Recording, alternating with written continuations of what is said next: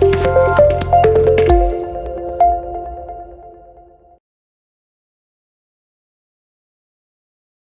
Friends, welcome to అప్టెక్ jobs. ఈరోజు current affairs సెషన్లో మనం చర్చించుకోబోయేటువంటి ప్రశ్నలు, వాటికి సంబంధించినటువంటి వివరాల గురించి చూద్దాం. చూసే ముందు మన అప్టెక్ జాబ్స్లో ఉన్నటువంటి కోర్సు వివరాలు కూడా ఒకసారి చూసి ఆ తర్వాత కరెంట్ అఫైర్స్ని చర్చించుకుందాం. మన అప్టెక్ జాబ్స్ వారు ఈ ఆర్ఆర్బి గ్రూప్ డికి సంబంధించి ఒక కోర్సుని మీకు అందుబాటులో తీసుకురావడం జరిగింది. ఆ కోర్సు విలువ కేవలం 499 రూపాయలు మాత్రమే. దీని వ్యాలిడిటీ తీసుకుంటే 6 నెలల పాటు వ్యాలిడిటీ ఉంటుంది.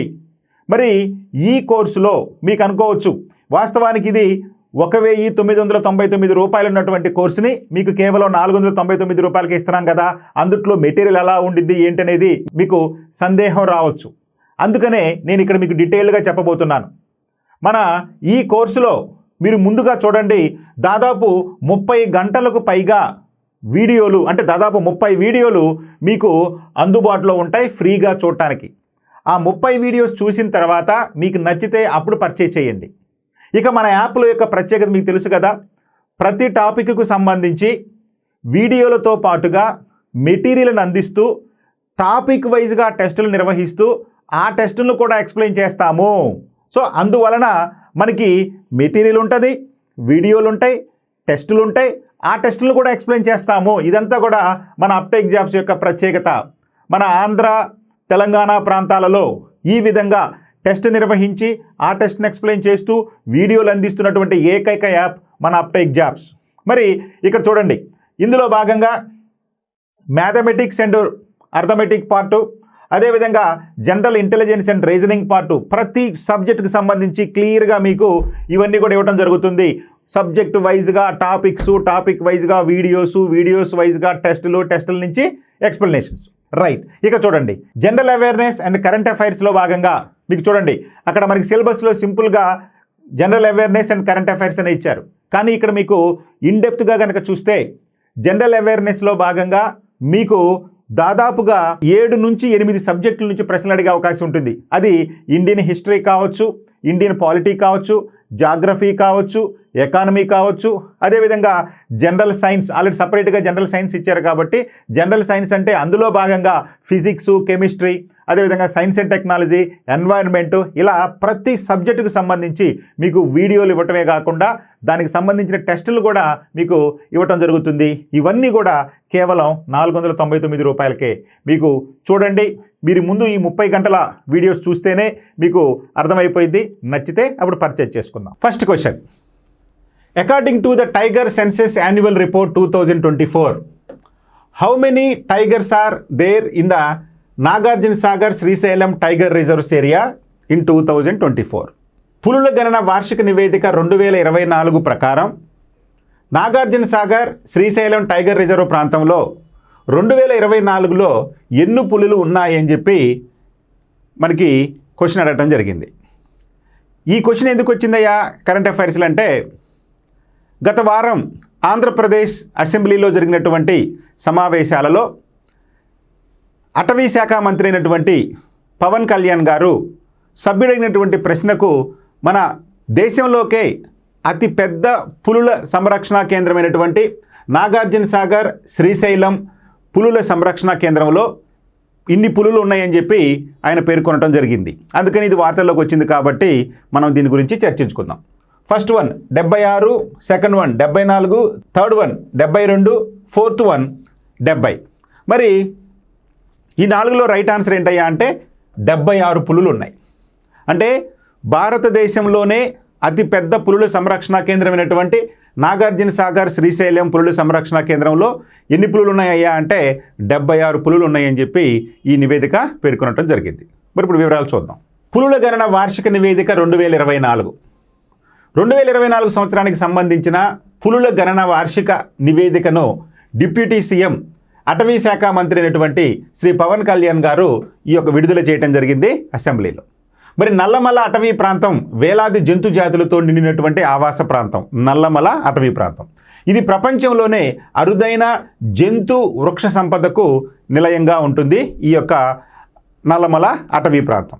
ఈ అటవీ ప్రాంతంలోని నాగార్జున సాగర్ శ్రీశైలం టైగర్ రిజర్వ్ ప్రాంతంలో పులుల సంఖ్య ఏటా పెరుగుతూ ఉండటం అనేది ఒక అభిలషణీయమైనటువంటి అంశంగా మనం గుర్తుపెట్టుకోవాలి.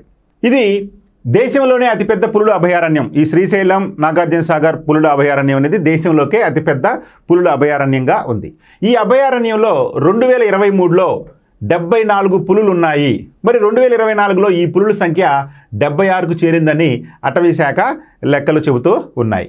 ఇక వీటిలో 40 ఆడపులులు కాగా 32 మగ పులులుగా ఉన్నాయి. అంటే మగ పులుల కన్నా కూడా ఆడపులులే ఎక్కువ సంఖ్యలో ఉన్నట్టుగా మనకి నిర్ధారణ అయింది. అయితే మరి మొత్తం 76 పులులలో 40 పులులు ఆడపులులు ఉంటే 32 పులులు మగ పులులను నిర్ధారిస్తే నిర్ధారం కానటువంటి ఒక 4 పులులు కూడా ఉన్నాయి. అంటే వాటికి సంబంధించి డేటాని సరిగా అంచనా వేయలేకపోయారు మన అటవీ అధికారులు. సో కాబట్టి 4ంటికి జెండర్ని గుర్తించలేకపోయారు. అలాగే వీటితో పాటుగా మరో 11 పులి కోనలు కూడా ఉన్నట్టుగా వీరు వివరించడం జరిగింది. అంటే పెద్ద పులులతో పాటుగా 11 పులి పిల్లలు కూడా ఉన్నాయని, అంటే పులి కోనలు కూడా ఉన్నాయంటగా వాళ్ళు వివరించడం జరిగింది. ఈ అభయారణ్యంలో మగ ఆడపులుల నిష్పత్తి 1:1.25గా ఉంది. అంతే కదా, ఆడపులులు 40 ఉంటే మగపులులు 32 ఉన్నాయి. సో కాబట్టి మగ ఆడపులుల నిష్పత్తి తీసుకుంటే 1:1.25గా ఉంది. Okay, right. Next question, who released the food waste index report 2024? Food waste index report 2024ను ఎవరు విడుదల చేస్తారు? ఫుడ్ వేస్ట్ ఇండెక్స్ రిపోర్ట్ 2024ను ఎవరు రిలీజ్ చేశారు లేదా ఎవరు విడుదల చేశారు? UNEP, united nation environmental programme. Second one UNICEF, united nations children's fund. UNDP, united nation development programme. Fourth one WFP, అంటే వరల్డ్ ఫుడ్ ప్రోగ్రామ్. వీటిలో ఈ యొక్క ఫుడ్ వేస్ట్ ఇండెక్స్ రిపోర్ట్ 2024ను ఎవరు రిలీజ్ చేశారయ్యా అంటే first option United Nations Environmental Programme. ఈ United Nation Environment Programme అనేటువంటి సంస్థ ఈ యొక్క రిపోర్టును, ఏ రిపోర్ట్ అండి, ఫుడ్ వేస్ట్ ఇండెక్స్ రిపోర్ట్ 2024ను విడుదల చేయడం జరిగింది. అంటే ఈ రిపోర్ట్ ప్రకారం ప్రతి సంవత్సరం కూడా దాదాపుగా 105 కోట్ల టన్నుల ఆహారం వృధా అవుతుందని చెప్పి ఈ రిపోర్ట్లో వెల్లడించడం అనేది జరిగింది. చూడండి, 105 కోట్ల టన్నుల ఆహార పదార్థాలు వేస్ట్ అవుతున్నాయి, డస్ట్బిన్లో పడేస్తున్నారని చెప్పి ఈ రిపోర్టు చెప్పడం జరిగింది. మరి వివరాల్లోకి వెళ్తే చూద్దాం. ఫుడ్ వేస్ట్ రిపోర్ట్ ఇండెక్స్ 2024 2024లో విశ్వవ్యాప్తంగా 105.2 కోట్ల టన్నుల ఆహార పదార్థాలు వృధా అయ్యాయి. 2024లో విశ్వవ్యాప్తంగా ఒక ఇళ్లలోనే 63.1 కోటి టన్నుల ఆహార పదార్థాలు చెత్తబుట్ట పాలయ్యాయి. చూడండి, ఒక ప్రతి ఇంట్లో కూడా, అంటే ప్రపంచవ్యాప్తంగా 2024 ప్రపంచవ్యాప్తంగా ఉన్నటువంటి ఇళ్లలో 63.1 కోటి టన్నుల ఆహార పదార్థాలు చెత్తబుట్ట పాలయ్యాయి. అంటే సగానికంటే ఎక్కువగా 105.2 కోట్ల ఆహార పదార్థాలు ప్రతి సంవత్సరం వృధా అవుతుంటే అందులో ఇళ్ల నుండే దాదాపు 63.1 కోట్ల టన్నుల ఆహార పదార్థాలు చెత్తబుట్ట పాలయ్యాయని చెప్పి ఈ గణాంకాలు మనకి చెబుతూ ఉన్నాయి. ఇళ్ళు, హోటళ్ళు, చిల్లర దుకాణాలు ఇలా అన్ని చోట్ల ఆహారం నేలపాలవుతుంది. వినియోగదారులకు అందుబాటులోకి వస్తున్న ఆహారంలోనూ దాదాపు 19% నిరుపయోగం అవుతుంది. చూడండి, వినియోగదారులకు అందుబాటులోకి వస్తున్నటువంటి ఆహారంలో కూడా 19% నిరుపయోగం అవుతుందని చెప్పి ఈ గణాంకాలు చెప్తూ ఉన్నాయి.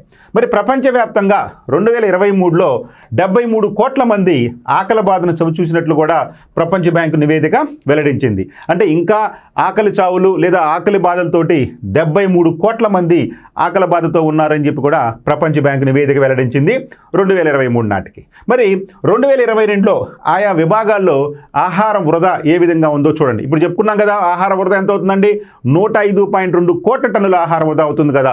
ముందుగా ఇళ్ల నుంచి తీసుకున్నాం అనుకోండి, మొత్తం వృధా తీసుకుంటే 63.1 కోటి టన్నులు. అదేవిధంగా హోటళ్ళు, రెస్టారెంట్లు వంటివి తీసుకుంటే మనకి 29 కోట్ల టన్నుల ఆహార పదార్థాలు వృధా అవుతుంటే, ఇక చిల్లర వర్తకం సంబంధించి 13.1 కోటి టన్నుల ఆహార పదార్థాలు వృధా అవుతున్నాయి. మొత్తం మీద ఎంత అంటే 105.2 కోట్ల టన్నుల ఆహార పదార్థాలు వృధా అవుతున్నట్టు ఈ గణాంకాలు మనకి చెబుతున్నాయి. Next question, on which day is world tuberculosis day celebrated? On which day the world tuberculosis day celebrated? World tuberculosis day అంటే వరల్డ్ ట్యూబర్క్యులోసిస్ అంటే క్షయ డేను ఏ రోజున నిర్వహిస్తారు? వరల్డ్ ట్యూబర్క్యులోసిస్ డేను ఏ రోజున నిర్వహిస్తారు?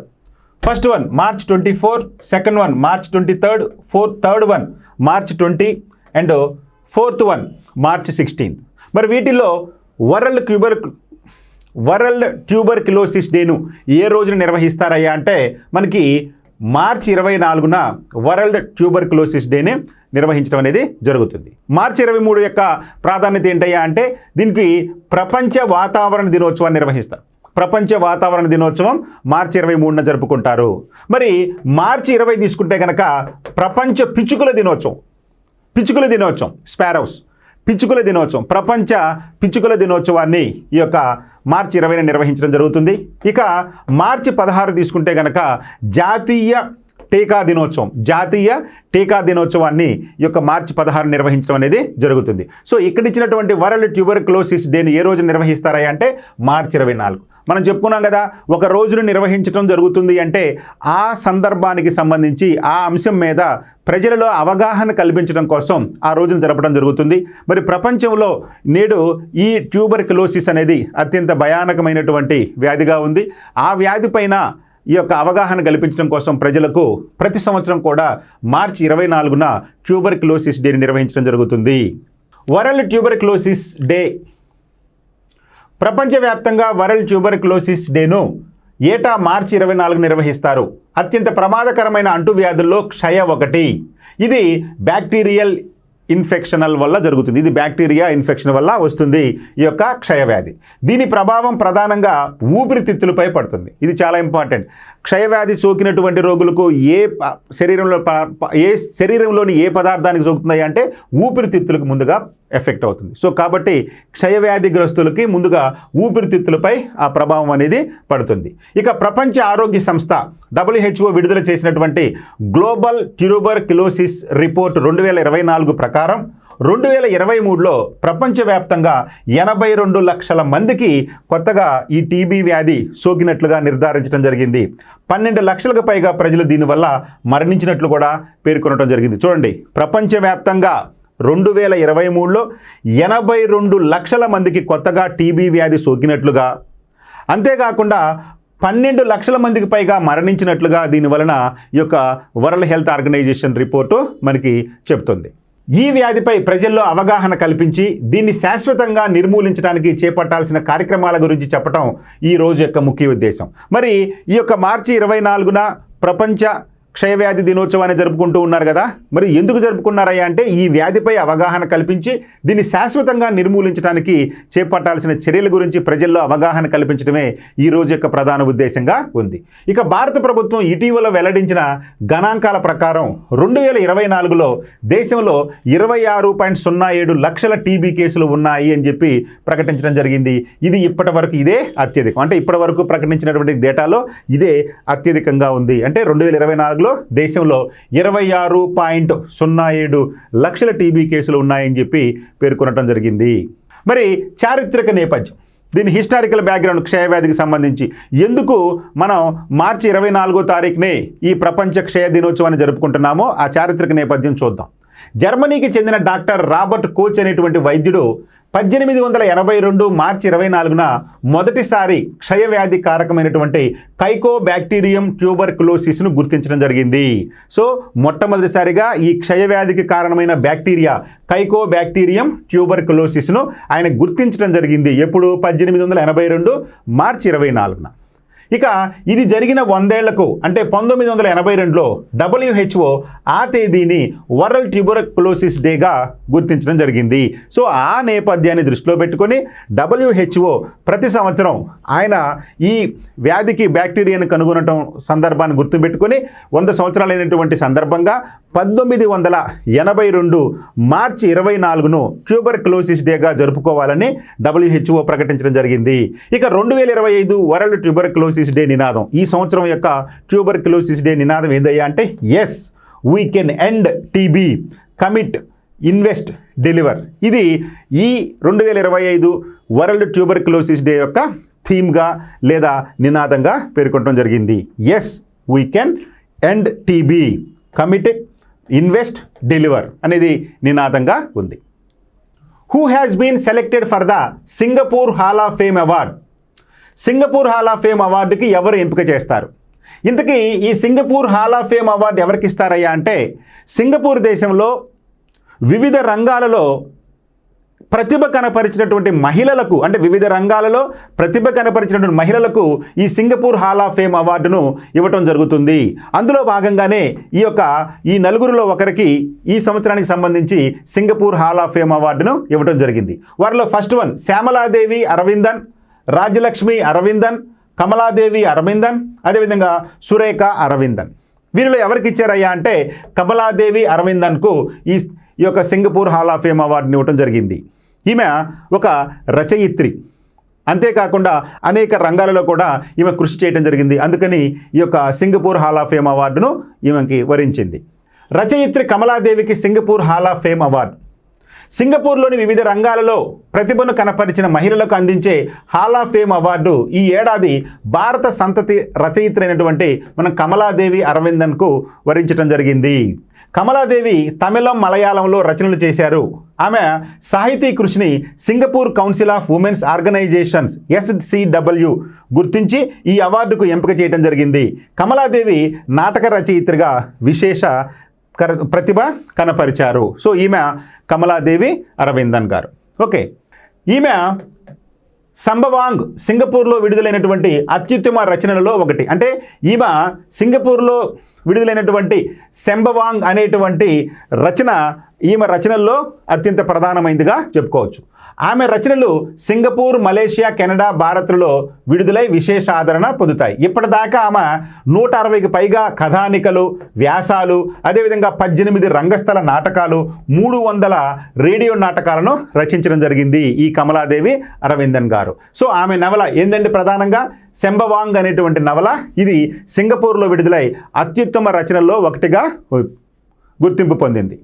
Next question, who has been selected for the 59th Jnanpith award for the year 2024? 59th Jnanpith award winner 2024. 2024 సంవత్సరానికి గాను 59వ జ్ఞాన్పీఠ్ అవార్డుకు ఎంపిక అయ్యారు. ఎవరు ఎంపిక అయ్యారు అని అడుగుతున్నాడు. First one Kedarnath Singh, second one Vinod Shukla, third one Naresh Mehta, fourth one Sumitra Nandan. వీరిలో ఎవరు 59వ జ్ఞానపీఠ అవార్డు విన్నర్ అయ్యారంటే వినోద్ శుక్లా. సో వినోద్ శుక్లా ఎవరండి? ఛత్తీస్గఢ్ రాష్ట్రానికి చెందినటువంటి హిందీ సాహిత్యకారుడు ఈయన వినోద్ శుక్లా. ఈ సంవత్సరానికి సంబంధించి 59వ జ్ఞానపీఠ అవార్డుకి ఎంపికవడం జరిగింది వినోద్ శుక్లాకు జ్ఞానపీఠ అవార్డు.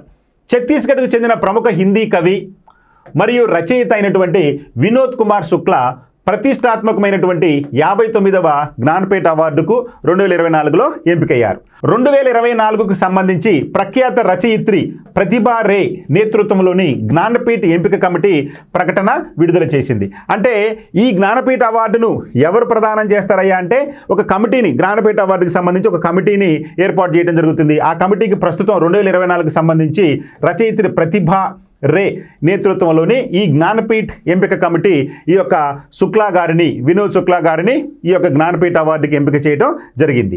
సృజనాత్మకత, విలక్షణ రచనా శైలితోటి హిందీ సాహిత్య రంగానికి అందించిన విశిష్ట సేవలకు గాను ఈయనను ఎంపిక చేయడం జరిగింది. ఈ యొక్క వినోద్ శుక్లాను 2024కు సంబంధించి జ్ఞానపీఠ అవార్డుకి ఎంపిక చేయడం జరిగింది. ఆయనకి రచనలలో సృజనాత్మకత, విలక్షణ రచనా శైలి అనేది అత్యంత ప్రధానమైనదిగా వాళ్ళు గుర్తించడం జరిగింది.